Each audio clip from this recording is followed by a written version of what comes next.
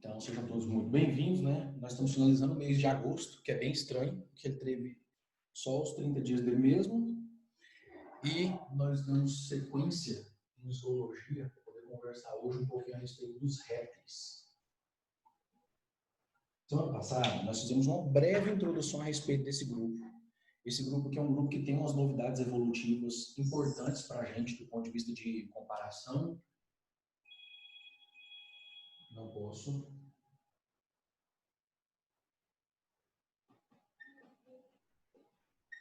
Oh, deixa eu colocar meu celular em modo avião por um instantinho, só interromper a gravação.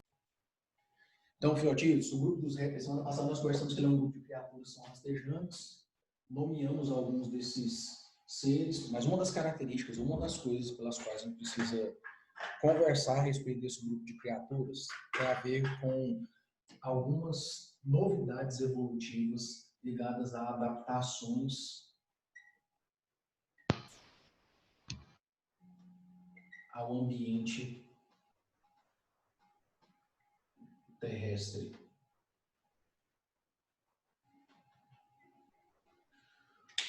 Os répteis já fazem parte do grupo de criaturas que nós genericamente chamamos de tetrápodes, mas essa não é uma novidade evolutiva do grupo, porque nós já tínhamos falado em tetrápodes lá nos anfíbios, certo? Então, a classe de criaturas que inaugura os tetrápodes são os anfíbios.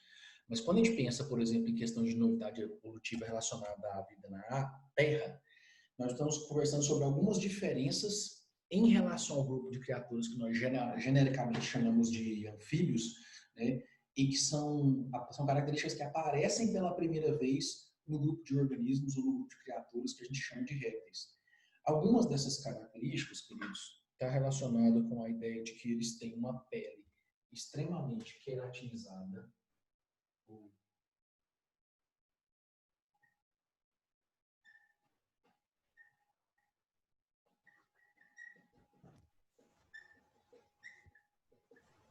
Esse tamanho de letra aqui funciona bem para vocês poderem ver? Você precisa que faça maior? Dá uma olhadinha, please. Tá pequeno, professor. Tá, eu vou fazer maior. Obrigado pela lembrança.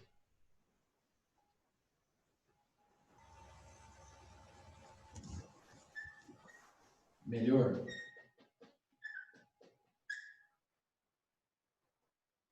Melhor? Sim, professor. Melhorou.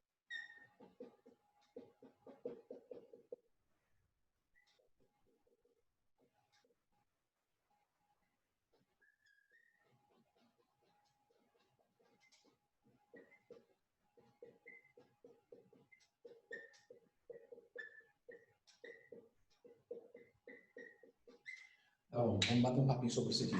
Todas essas três características aqui estão relacionadas ao revestimento do corpo dessas criaturas, que é o que nós chamamos de tegumento. Esse termo tegumento, ele é repetitivo na biologia, né? Você pode usar tegumento para o revestimento das plantas, você pode usar tegumento para o revestimento de outros animais, então ele não é uma exclusividade. Tegumento, revestimento, tá?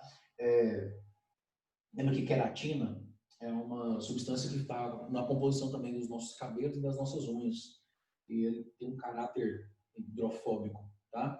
Então, as criaturas do grupo dos répteis que vão ter o corpo coberto por couro, como acontece também com os lagartos, por exemplo, o revestimento de queratina tem uma espessura mais grossa, por exemplo, do que o que tem com a pele dos mamíferos. Nossa pele é queratinizada, mas a espessura dessa camada de queratina é mais delgada, é mais fina nos répteis. Então, alguns dos organismos têm o corpo coberto por escamas, né? Também são queratinosas, como acontece com muitas das serpentes, e alguns deles, como acontece tanto nos crocodilianos quanto também nos quelônios, eles vão ter uma cobertura térmica, cara, com placas, tá? Então, a hora que você vê, por exemplo, o couro de um crocodilo, por exemplo, ele parece um monte de azulejos encaixados lateralmente uns aos outros, né? A gente pode falar dessas placas justapostas, que é o mesmo termo que a gente utiliza, por exemplo, para as células do tecido epitelial, tá? Pensando na ideia de que eles estão um do lado do outro, é essa a ideia. Licença rapidinho, eu vou esfregar isso aqui na sua cara rapidão, tá bom? Só para desembaçar um pouquinho essa câmera aqui, peraí.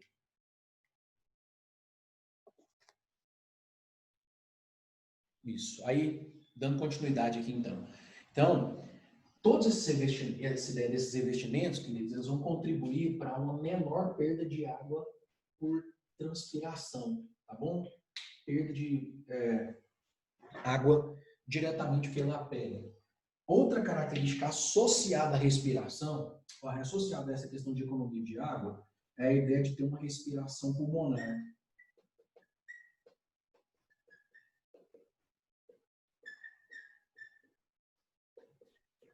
Professor, Diga.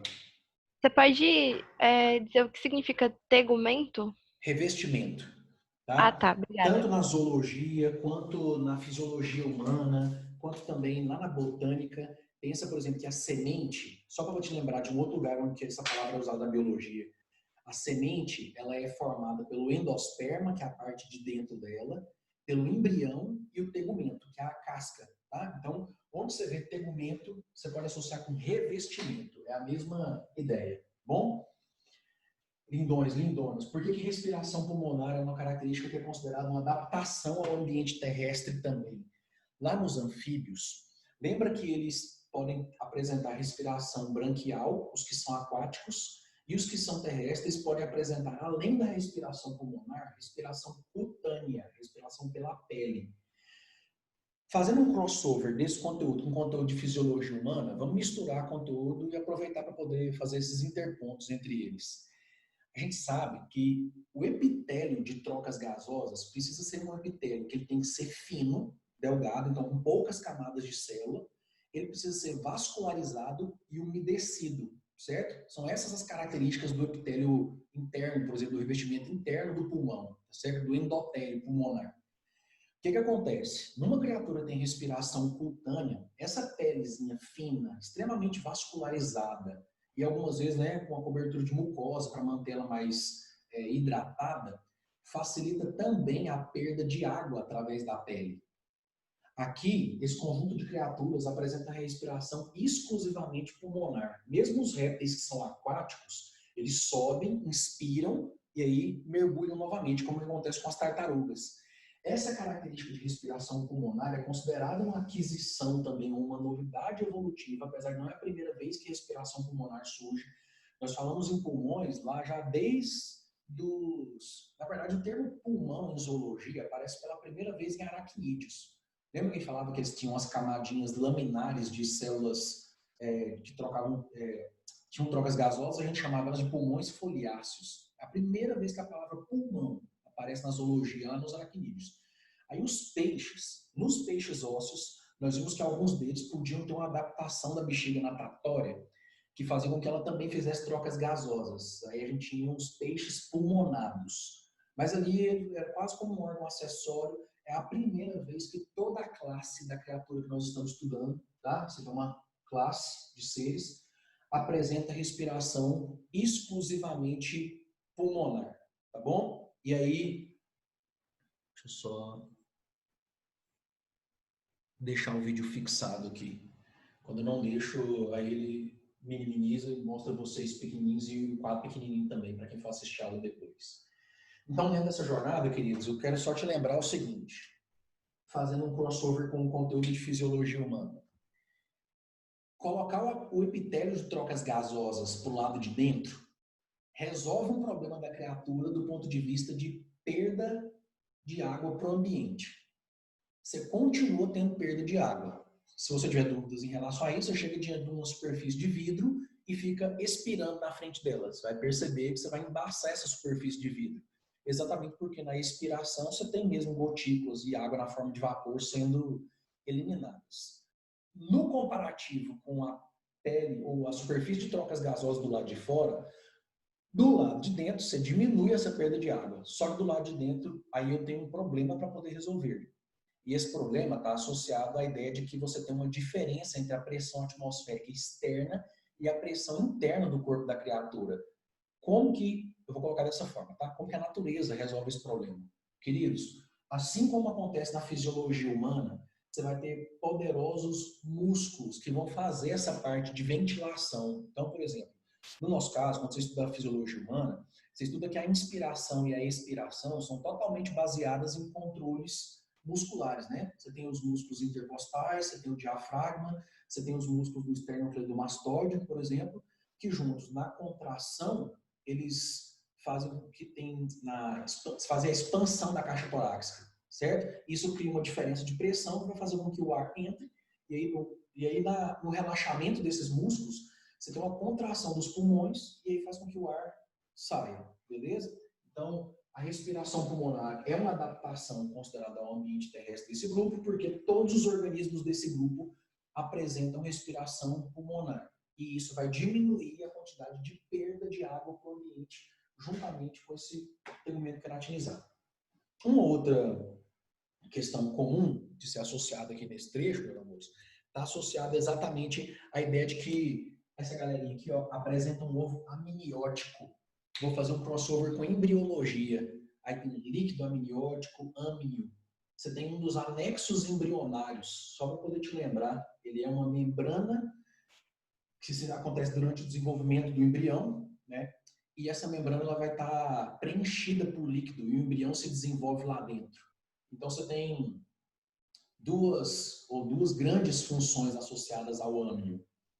Você tem tanto uma ideia de proteger o embrião contra impactos mecânicos, contra movimentação, quanto também evitar o ressecamento desse embrião, uma vez que esse amnio é preenchido por líquido. Nós estamos falando em adaptações para o ambiente terrestre, adaptações ligadas ao ambiente terrestre. Você lembra como é que os anfíbios, mesmo os terrestres, se reproduziam? Os anfíbios terrestres, eles voltam para ambientes úmidos ou com água para poder se reproduzir. Então, uma das características, ou dos motivos pelos quais isso acontece, está relacionado exatamente a essa ideia de que o ovo, até os anfíbios, não possui esse anexo embrionário que é o amnio. Então, eu vou colocar aqui, ó, ovo amniótico.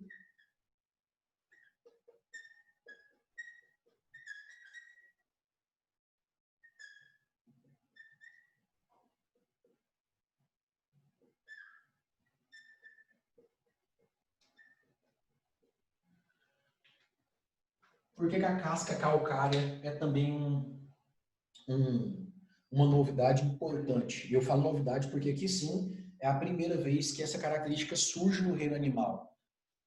Mais uma vez, evitar o ressecamento do ovo, tá bom? Se você se lembrar de algumas serpentes, de algumas tartarugas, criaturas do grupo dos quilômetros ou do grupo dos crocodilianos, muitas dessas criaturas cavam buracos no chão e depositam esses ovos dentro desses buracos, enterram esses ovos, tá?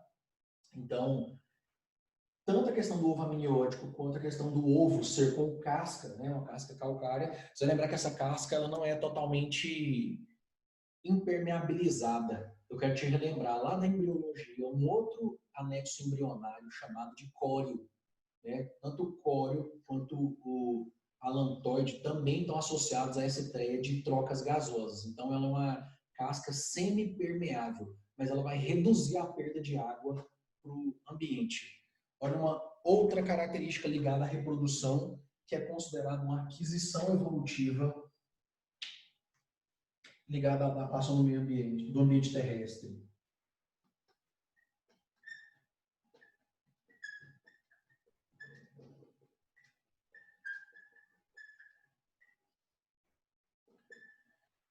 Indivíduos, nos anfíbios, nós temos mecanismos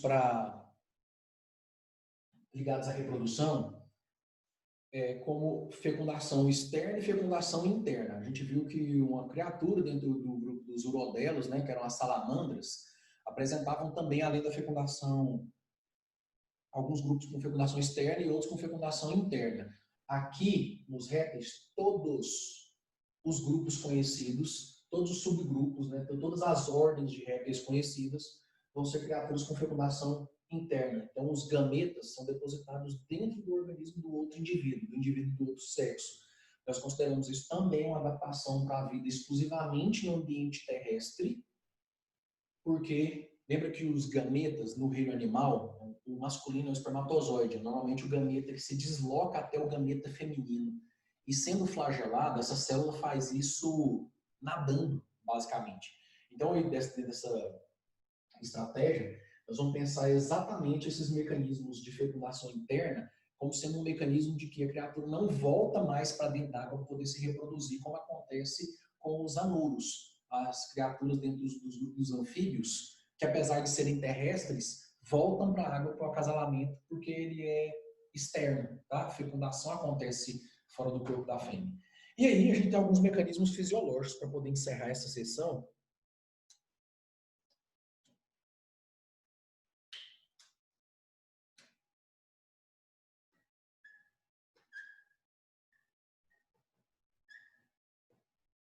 Vou escrever e eu explico.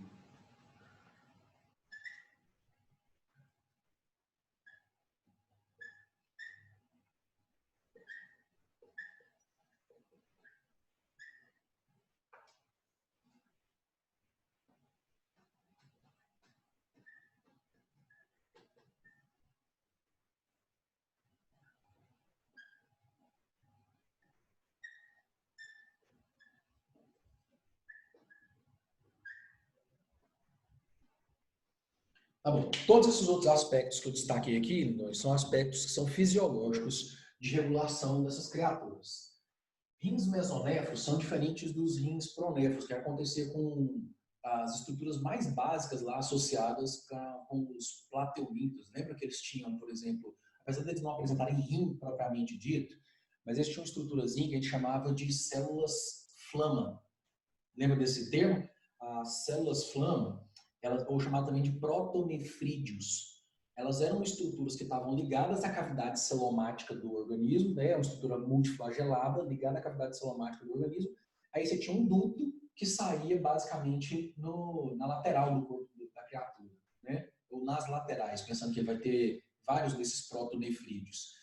O que vai acontecendo evolutivamente, conforme eu mostrei para vocês na aula sobre peixes, na aula de fisiologia sobre peixes, é que eu vou tendo diferenças de categorias de rins em relação a essa ligação com o celoma. Aí eu vou ter esses rins que são chamados de pronéfros, que ainda tem ligação com o celoma, os rins chamados de mesonéfros, que tem uma ligação parcial com o celoma, e quando a gente chega nos mamíferos, a gente já chega nos rins chamados de metanéfros, que aí eu não tenho mais ligações com as cavidades celomáticas. Todo o fluido que vai ser filtrado vai chegar nos rins via corrente sanguínea, que é o que acontece nos nossos rins. Você lembra que você tem artéria e você tem veia renal, né? Nessa jornada. Então, você não tem mais os rins com contato direto com as cavidades celomáticas da criatura. Para além disso, esses animais são uricotélicos, que do ponto de vista metabólico é a mesma coisa de dizer que a excreção deles acontece por ácido úrico. Ou seja, não é que a excreção é unicamente envolvida por ácido úrico. Eu quero te lembrar que o que a gente faz aqui no ensino médio, a redução didática, então a gente conversa sobre a principal tipo de excreta nitrogenada que essa criatura tem. Excretas nitrogenadas, conforme nós já conversamos, mas aproveitando para poder revisar, é fruto do metabolismo de ácidos nucleicos e também de proteínas, principalmente. Tá? Esse metabolismo ele não vai ser total, não vai ser total, ele não vai ser completo. E aí nós conversamos sobre 3 grandes grupos de criaturas. Nós temos as criaturas que essencialmente excretam amônia, muito tóxico e altamente solúvel em água. Em geral, criaturas que eliminam amônia são criaturas que têm uma grande quantidade de água disponível no corpo para poder eliminar junto. Tá? Nós falamos também sobre as criaturas que eliminam ácido úrico, em especial o grupo dos répteis. O ácido úrico, ele é, de todos os 3 grupos, o menos agressivo, o menos, eu vou colocar assim, tóxico dentro do sistema metabólico da criatura, e o que depende de uma menor quantidade de água para ser eliminado, porque o ácido úrico é pouco solúvel em água. E aí o terceiro grupo de criaturas, né, é o grupo das criaturas ureotélicas, né, que liberam ureia, basicamente, que é o caso dos mamíferos. Aí, só para poder te relembrar, como eu te disse, é uma redução didática. Meu corpo e o seu, por exemplo, tem amônia, tem ácido úrico, tem ureia. Em geral, o seu fígado é o órgão que faz a conversão de amônia em ureia. Em algumas pessoas, essa conversão, esse acúmulo de ácido úrico pode levar a fenômenos de formações de cristais, né, que podem se depositar em algumas articulações, dando um fenômeno inflamatório que a gente, de maneira aberta, se chama de gota. Tá? Talvez já tenha ouvido falar a respeito. Nos mamíferos a gente volta a trocar uma ideia sobre isso. Mas vamos bater um papo aqui sobre isso. o fato deles eliminarem as excretas nitrogenadas, a principal forma de excreta nitrogenada deles acontecer por ácido úrico, é uma vantagem evolutiva, porque esse é uma das formas de excretas nitrogenadas que depende ou tem um dispêndio menor de água para ser eliminado. Então, quando você soma esse conjunto de características aqui que essas criaturas têm, as criaturas que genericamente nós estamos chamando de répteis possuem, esse é um conjunto de características que estão todas associadas à ideia de guardar água, preservar água. Não é à toa que esse conjunto de organismos está presente em regiões que são áridas, regiões que são extremamente secas. Eles prosperam em locais em que, para peixes é mais limitado, para anfíbios é extremamente limitado, tá? E até mesmo para algumas aves e para alguns mamíferos também, você tem uma variedade de número de espécies muito grande de répteis em ambientes que são áridos, tá? De répteis e artrópodes, principalmente falando. Vou bater uma foto do quadro, apagar e ir para o nosso próximo tópico sobre as principais características desse grupo. Queridos, por que eu gastei um tempão conversando sobre isso aqui? Quando a gente dá uma olhada nas questões vestibulares associadas aos répteis, é recorrente essa ideia de falar de adaptações para o ambiente terrestre. Assim como nos peixes, é importante que você fique ligado sobre adaptações ao ambiente aquático. Que características nos peixes nós consideramos que facilitam a vida dele naquele ambiente. Lembra que toda vez que a gente vai falando em adaptação, querendo ou não, você está falando de evolução. Então, o bate-papo associado à adaptação está relacionado ao seguinte: a uma característica que é disseminada numa população e que facilita a vida daquela população naquele ambiente em que ela vive. Eu vi uma questão da Unicamp, ela já tem uns anos, mas ela perguntava o seguinte, era uma questão bem sacana, mas ela perguntava o seguinte: o que era mais adaptado, uma serpente ao deserto ou um urso polar ao Ártico? E aí a resposta, né, que é a resposta esperada, é que os dois, cada um ao seu ambiente.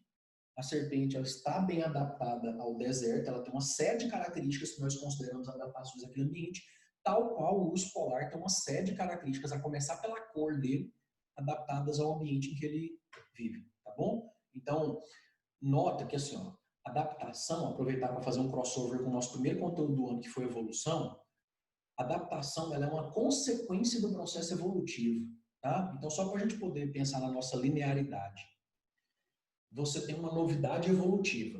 Então, você tem uma característica nova que surge em um ou em alguns indivíduos. Essas características novas podem surgir por mutações, essas características novas podem surgir por recombinação genética ou por uma mistura de mutação com recombinação genética. Depois que essa característica surgiu, ou seja, depois que essa criatura com essa novidade evolutiva vem à vida e está diante desse ambiente, é que aquela característica vai ser testada.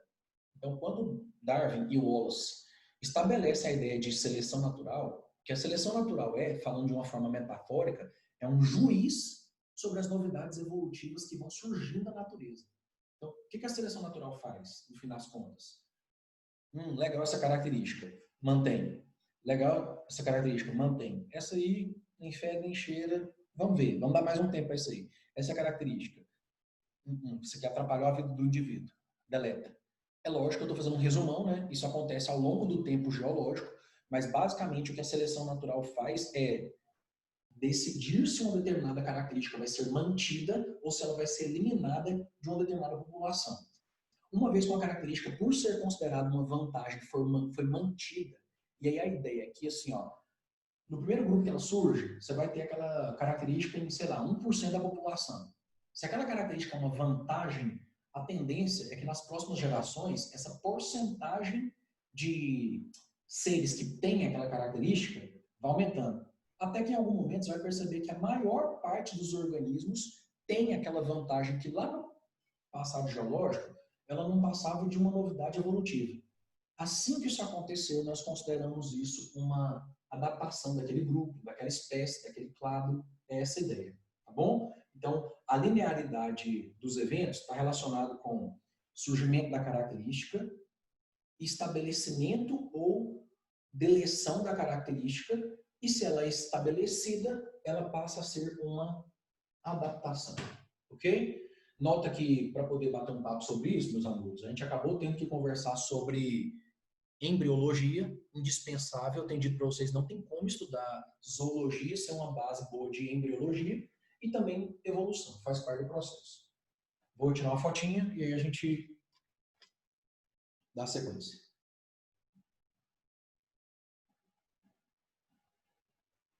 Vocês têm recebido as fotos que eu estou mandando dos quadros?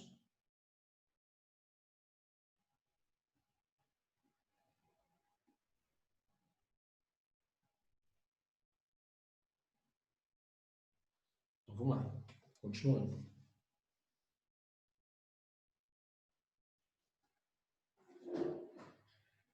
Deixa eu só dar um pausita aqui. Então, retomando aqui, meus lindões, quando a gente conversa um pouquinho sobre a classificação desse grupo de criaturas,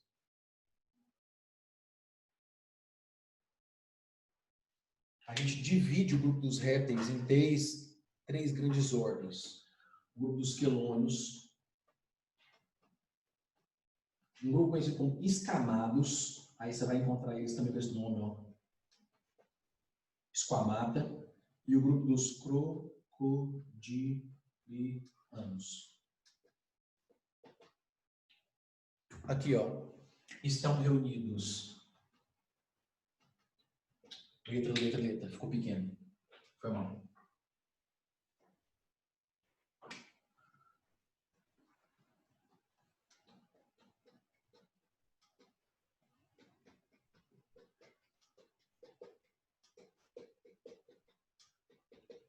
Aí, todos os outros nomes comuns que você já deve ter ouvido falar. Então, você vai pensando assim em cágados, tracajás, tem tantos outros nomes que são comuns. Em geral, você tem assim, ó, dentre esse grupo de criaturas, são as criaturas que têm cascos, tá? Os quelônios.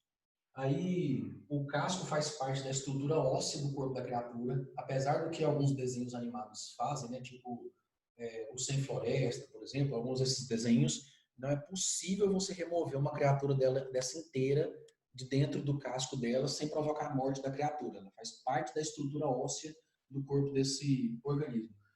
Do ponto de vista adaptativo, eu já vi questão de vestibular fazendo perguntas sobre isso. Se eu não estou equivocado, eu já coloquei isso até em prova de vocês.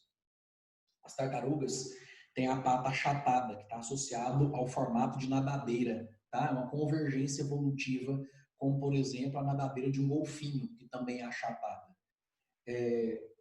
Ao passo que os que são terrestres têm a pata mais cilíndrica, ok? No grupo dos esquamata, cobras, serpentes, mais para frente a gente diferencia isso, e as víboras também, e os lagartos.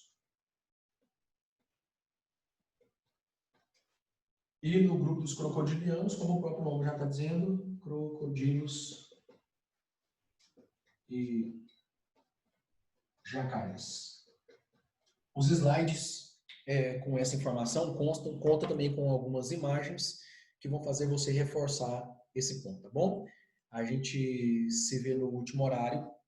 Então, no último horário a gente troca uma ideia a respeito das características gerais desse conjunto de criaturas e também sobre a fisiologia deles. Tá? Vou bater uma foto desse quadro aqui também e chega para vocês junto.